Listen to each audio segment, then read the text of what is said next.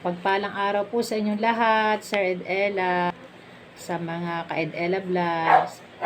Pagpalang araw po. Ang napili ko pong Bible verse for today ay mula po sa sulat ni San Mateo, Kabanata 18, talata 2 hanggang 4. Sinasabi po dito na tinawag ni Jesus ang isang bata, pinatayo sa harapan nila at sinabi, "Tandaan ninyo na kapag hindi kayo nagbago at tumulad sa mga bata, hindi na kayo mapapabilang sa mga pinaghaharian ng Diyos." Bakit ko po ito napili? Dahil po, ang ating pong Panginoong Jesus ay sobrang malapit po sa mga bata. Sa mga bata po siya naghahari.